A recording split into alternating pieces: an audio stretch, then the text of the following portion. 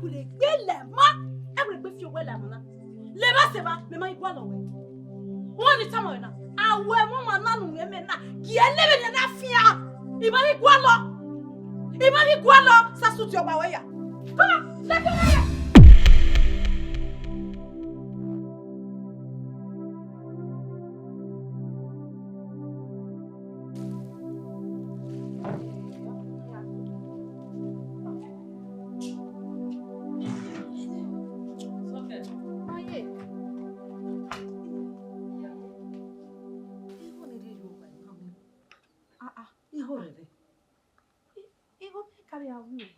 Meya. What's the matter with the middle no? I'm my way back over. 30,000. Yeah, that's a meeting. 30,000. No, no, Gee, I'll make it. Why, making it? When tell me now. Again, now what do you think? The meeting, yes, a meeting and a meeting or Senate. You guy in the market. Yeah, he guy, he are hereby. You can guy, he are hereby. Also, I don't know the bass video. 30,000 on my way, mammy. Imam not here. Ima Bioji, Ozero Wana. Agila, what do you? Wemaro one of them, not take care to hear or to be out of it. Not take care who? A meeting in Azanian soup or Futon. They don't be given a yazona. Maybe women, I hear you go, man. And I quit while I don't know what you go. Huh? It's okay. Umari. Jerry go away. Imam was you, yet him was ye, Tino, who down in the house, or say none know it. Marigo, the Gualigo, he come away, J. Gualigo no go. Marigo, oh, you would want Mojina, and okay. Even my baby, me, I know. A.k.a women, we are usual. Even my baby, I know so can. Umarie. When you not have many, I will marry. Me worry our gala. Ya mo bog me. Oh, say, now no way, no barrel, you do the end time, man. Me, I am more bog me. Yeah, I'm was ye la lagbe. Oh, my no, you go to die. Marry, he marry a thing I have we go now. No, when it was an idea, I bet it will map with your pia, if you guy. You go guy, even though I want, yeah, and I don't want more of you. Yeah, key, I'm yeah, you go to my Omari, I know you. Oh, yeah, I don't know, I go to you. Why 30,000? You will not belong with me. I cannot say la la, I'm more cool. No, yeah, whoever would do. Oh, money up. Huh? Oh,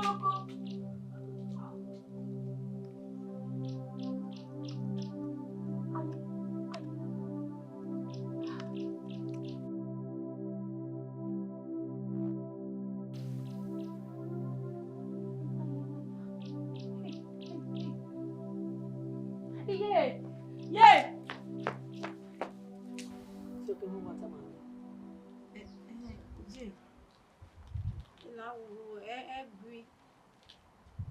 Okay. Okay. J.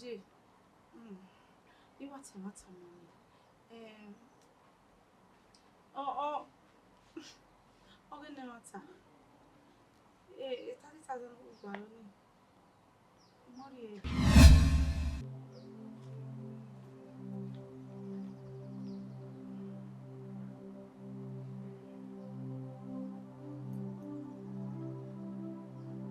It's okay. Ma. It's okay. Dede no quer. It's okay, mama dia quer. Não vamos mover aqui. Dede no quer. It's okay. Ici. Ici là où est puis. Ah? J'ai Sassuiri na no yariedo. O wi me wo bali ku no yariedo, mo ame wo no yariedo. Soke. E me nuta ne be gbeta. E gbeta te kwa. Soke. Istene. Where? So where? Okay.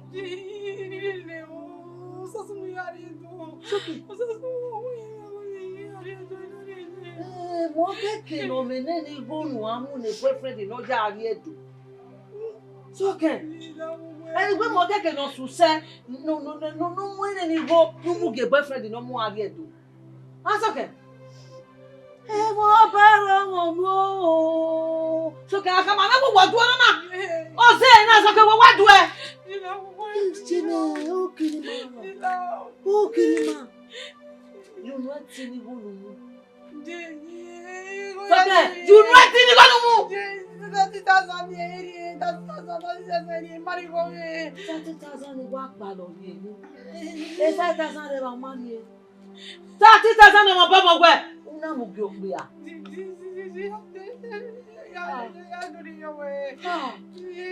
Ite teme ni aka ma we. Ya return na ma we so ke so to wa me. Me say we te pure mo no to wa me ma e to wa me so ke. So ke what we mo na? So ke what we mo na? Ame aro so ke. Irugbo. Ove anu.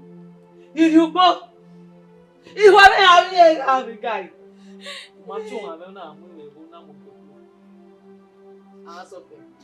Si não hoje me mãe. Eu não sou tua do irmão nem so que una dream 30,000 una mu gbe no ya ari edo. No ya ma wa pon. Ni se ka na je yeke. Ya mu ya ma we ke no je do.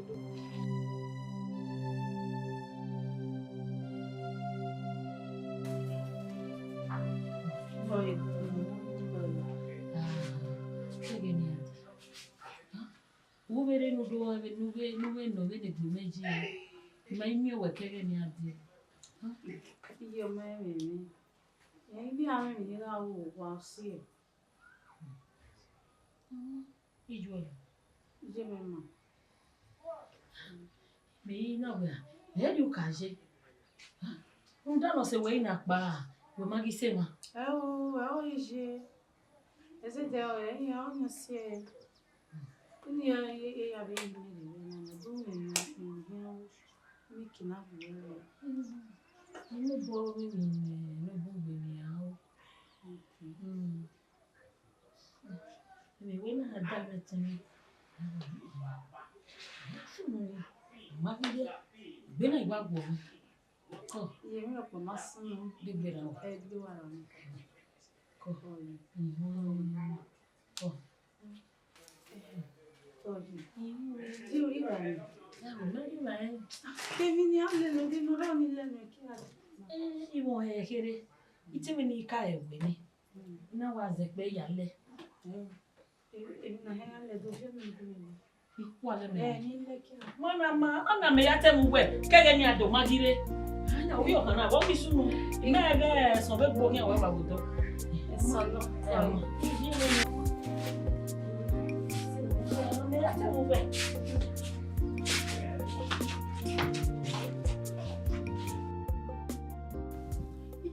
So ke ma gbe mama mu me ona wa mu me 30,000 ona mu gbe a ye me de yin me obe na wa gun me te ka le ubi ye ika ubi ima me be na me ni se ka me na ah yo salo bo ave oje ula je ki afu me na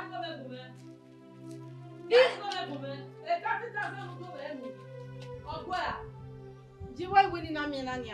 Why wouldn't I mean doing any? He had 30,000 on. Oh, my dear, I didn't know that way. They can know one of me. 30,000. 30,000 on one way. So they are going to go. Imagine the weapon. Imagine the weapon. Do you when you may have your dad? Ni have your dad. What the lawyer? What is the color?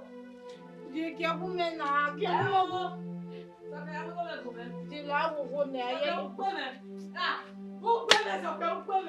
So don't go. 30,000. Ah, Diari enwe. Ya que mo kumele. Ya mo kumele. Je ke kuna je. Agwa. Dole ya ni mo kumele. Ina mi wona yi wina yi woro pe gwe mi yi wina. Dole ya mo kumele mo la wana. Dole una wana. Je o mi mari mo ba mo ku me ya da. O ku me ya da ni ari be o ku me ya da mi de 30,000. Dole nuna e mo pa e mo ni be e una duza. E una duza. Ya ni ko me kumele. No mo bie. E ja ke kumele. Ya ni ko me kumele o. Ah.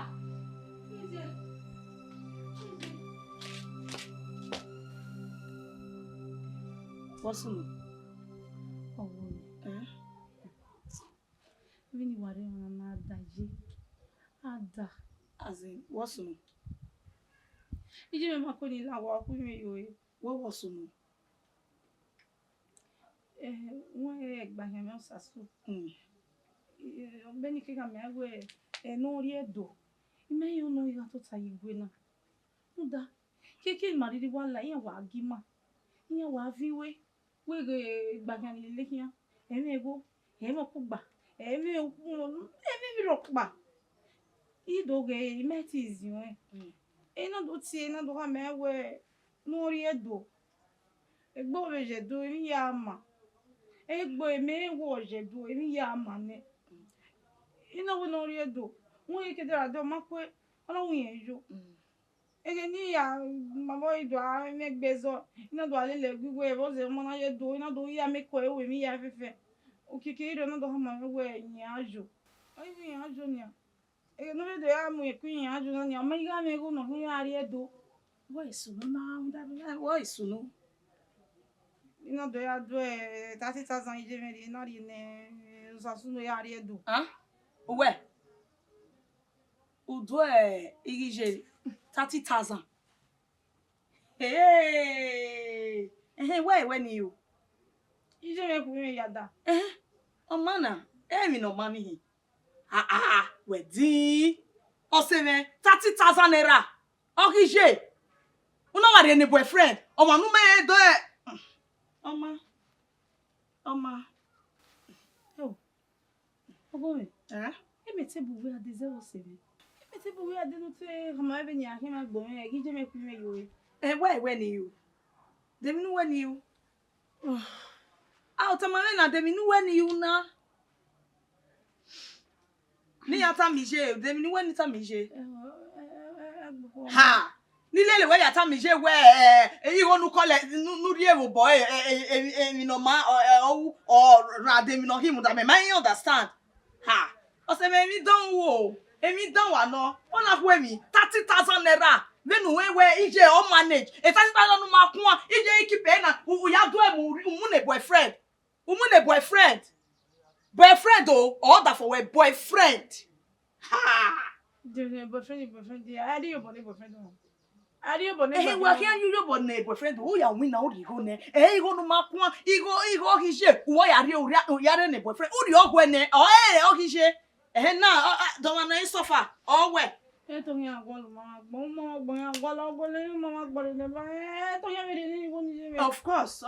Me ma go we agi mama go me la wo no ja nu le me ni ya ni je ni je me ki o me yo ma go ni la wa o ta ni me no we mi ya yin yin je dem ni mi ata ma me no we na dem ni ata mi je wo ma we o me ge ma wo se no iseti Imo boy, ime ni awo, imo boy. Go me o se ma we hin yan na won ma ye wo gba se bi. Do se me fucking. O keke nu ade me ni tama we. Ibi eti la wo abi o nu go lovo a.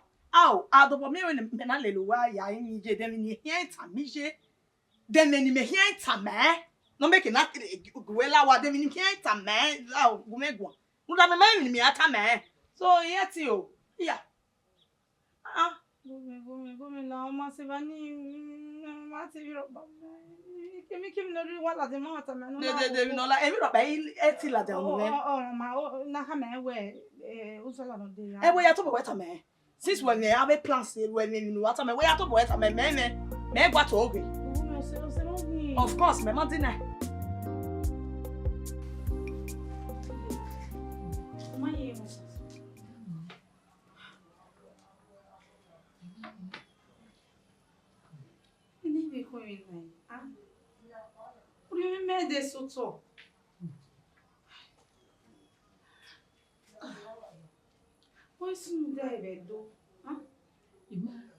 Edo ya we moto hu. Iya igwe ni ahia ni ya gwala ke maede. Imene ni ahia. We vie ni se. Masoto. Masoto, mami sasu, mama sasu. Imeke no deve donia. Se we vie be ni me ai mo nya gbebio. Ha? We ni me yi uwe. Ha? Ize gbe ame. Ije. Tege na hiya mezegbe nana. Unu go eje na nupa. Obe gbene mi a. Obe keke obe gwalbe no ya mi ma e. Ranu beti ma. Meme telephone ya. Wewe me telephone. Kwa hiyo oni se nwe vie oni se we do ayo ori me ya aga na. We do ayo ni me ya aga. Ya kwari e ko yo we egbe ebro pa ma we egbe ran e. Oni lori me ko e. We ge vie. We aba vie be ya na egbe me ya o ko yan de kegbe. Egbe ma ewe ya go no saswari edo. Egbe ma ewe ya go no saswari edo. Imaye mo sasu. Ele mate gbate. Serio. Me no ko me ni we ni a. E vie na no we do avie na ni a. Egbe me ya o wa lowo ama. Ya o evie.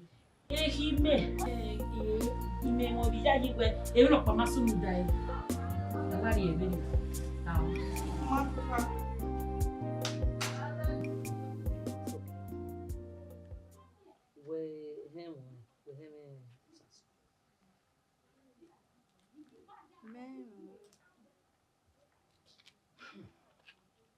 Umamwen.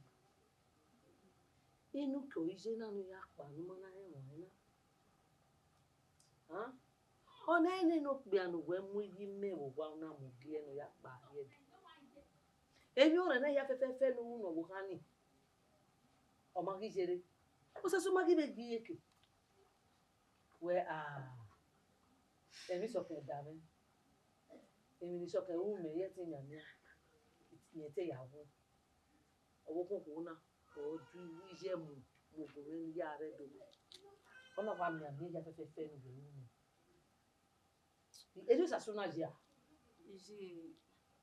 Egbe o ma ebe na egbe o ebe gwali mu na nya. Inu po he ya gwali mu na, inu po he ya enwe. O mi mu na ma mi mu na, mu no ni o mu me na.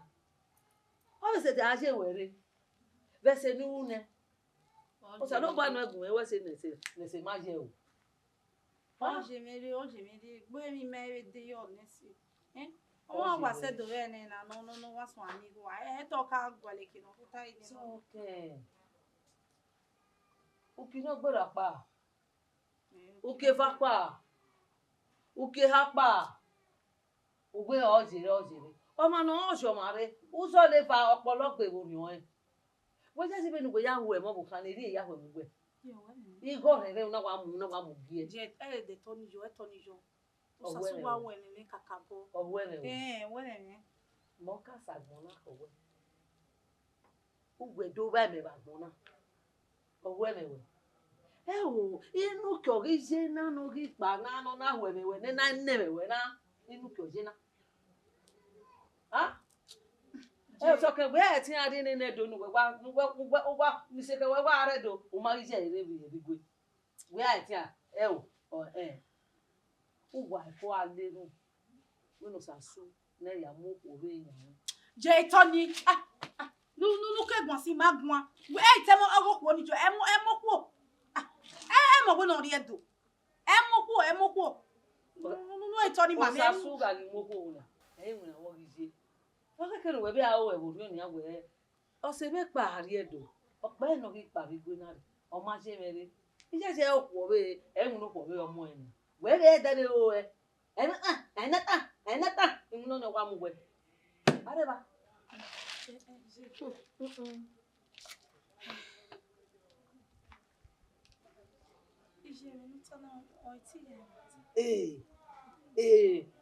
Igo re nu gbedu me mu gie. O ma jo ni ya we me we. We be gbenu gba fa pa ka me. O ma be jo ni je, o ma be jere. E be o me we ge. O wa fi gbe. O ma be gbe yen mo e. O wa ro be ri o sa su. O ma moko. O ma sa ba na ge moko nyan we. Be to ga dan mo e.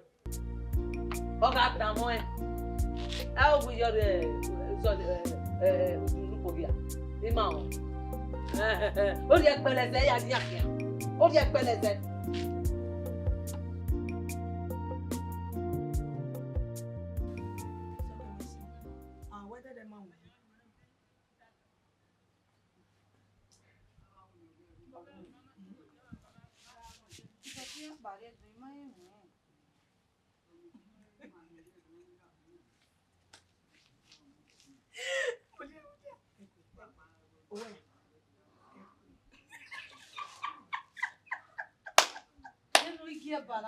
Yeah, ona ma se na geji ya.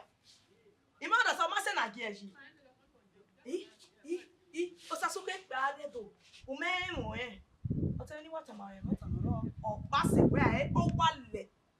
Beni me wa gu egbon na o sa so wa o po wa re. Agara o sa so. Beni wa gu egbon na. Yeah, ni wa ta ma e mata. Emi na ka wa ro. Ni ta ma we o sa so na. O pianoma. O sasuni. Ifo a ore ma bo me. Me wa we the moment you worry go ne o pass away ayi. Iwa e serio. And o ma suni nene. O ma call we. O tie we a o. O ma tie we. Wo we bi ya ni me wata mo we nani.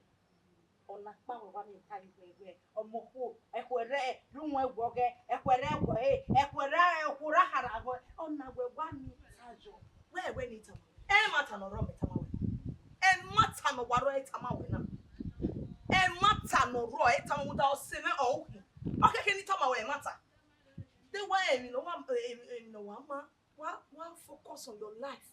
Focus on your life. Yes, look for another person. Focus. It's not possible. It's not possible. If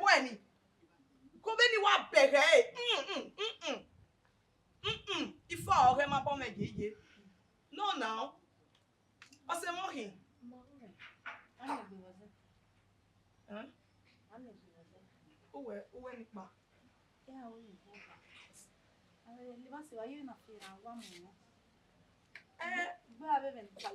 Na fera awful. Awful that matter etamawe. Awful. Oh. Itamawe be derio. Oh. U love e. You go no manya. U ya do emu. Umundo saso. I come and be. Ama o. Iri owa. Ije me yeso. Me worry ni. Ame yekeku. Ina no ine ya. Ya ge do di sai ba.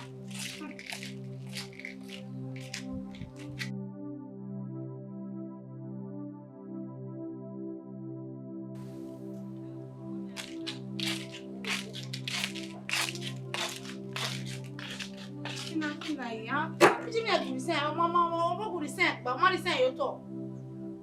Iye o ge go pa ma mi ya ri wa.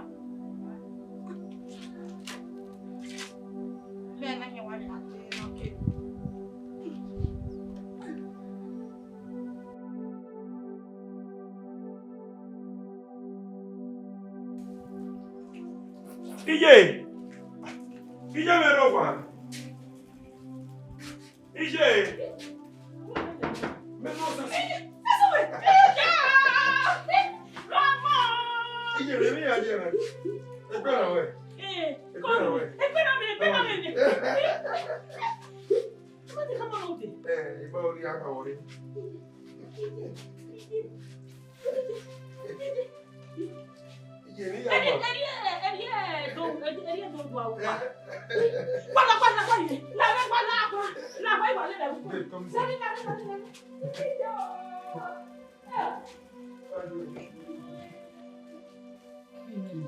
Go. Como fico aí? Agbera adogbera na wo dos agba agbera na wo de. Iye we. Ije. Ije webu. Ni iye ka kan me we edo fi wa gberie. Oho wi me na me nai. Ki mo pege ni. Ipo mo salo kwa. Mega agbera we wo de iye we. O sa gba agun me gbera mo ni bi e wo de o. Edo fi wa gberie. Wa se we. Obi mi ye ji e ni edo wo. Ni aya bo ba. Ije. Orun pa no je du o ka mo we do omo se ra oyin o ta o ma izi edo mo se ba aja o ge o ge sunu ro ado mi so do mi go e kero pa ro na ko li go ba iwa mi sun so ko pa no o sa ba na do mi e ke ina we lu ke iwa we le buke ba we pa wa ni o wa zokan mo ya zero no ya kokole ina ko ina wa mo o ipe ina do bu ina wa e pa wa zokan mo ya i ma le una kere e le ri o baba ina wa zokan we na o ja mo mi ya me udu ona wa mo su ona wa re ni me ma pasia ya mu okay pa no do ti Owe ni address over here. Ni e no ba here. Ri ati ma na do build them mame. Inra ga. I mete we le book le lo ma. I ri mo building ni ne. Me do vie ma. Me na te ri ne ba na vie o. I me gi vie ma na ya abo wa. Me do I total ya ga. I do ayo bo gi un wa we na we. Eri o de wa ya ki. Eri o de wa ki. De no na we vie o ma mi atemi. Elebras. Elebra ni material o le lo mo. Me mo gi be vie mo. E wo gi Me ya wona. Mo gi be no wa. Engineer. Sa do po we se e do na e o. O sa we se je. Omo ni mi awa kan mo pa isoke. Ruda isoko ga ti doga hia we he. Ma bege ni a. Gun we ma we. O sa we se. O gi soke ni. Ye wo we ni a. O ma ye. O gi soke ni. O sa we se. O ki no wa le keke no ki ya me ta ki. O wa le ikiyan ni. Kaka boy ya. Orun e fa le gbe kiyan. Eta we ona ijo dem na na le gbe. E ya jo dem o. O sa we se. Ika about mo when yo no ki yan ni. Me no sa ba we no wa le aje. Ogi soke no. O ki no sa ba we ni ka we no ba be ki yan that mo. O wa le ikiyan na ka wa na so ni o popa.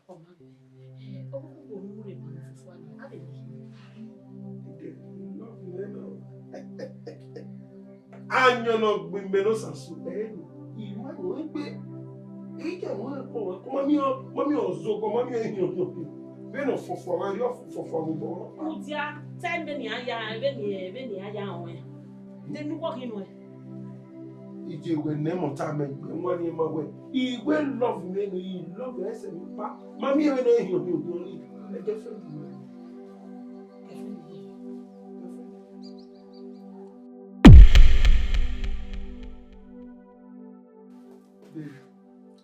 Koyo. Imu weri e wo e be kiri. E wo ni wa igbo eri o. Be wo wa ni o. Where can I go? Maso mo. Development in take over me. Take over me. Ma wa we ku igbo eri o. I don't like it going. Ma Oh, honey, that's right. The man didn't want you to give it. Oh my word. Iye jere na mi ewe oviera bije ra yan wa sin ni me. You may want mi severio. Oba ko mo ri gwe ato. Ni tamawe. Ni na remo na no. Ime o ni ya set ni no balance every na la do no. I will balance ni here the do isedo odo gusu odo blend. O me sedo eski o ye be na. O wa sedo. When my house are so, you know what I can do. He go bang, he go polish it, he do the air at 10. Or do one. Oh, say. So what say where you make Nigerian. She's very young and vibrant. Oh, yeah. Yes, I have a good mother-in-law. Ah, Yes, a mother-in-law to be. Yes, of course. Then why I love you, and echo one. Echo one. You welcome, you welcome. Oh, yeah, you can't feel me going. You have to win boy. Where's you? I don't know. Okay, Okay. Dear Coqua. Okay, I'm coming. All right, baby. All right.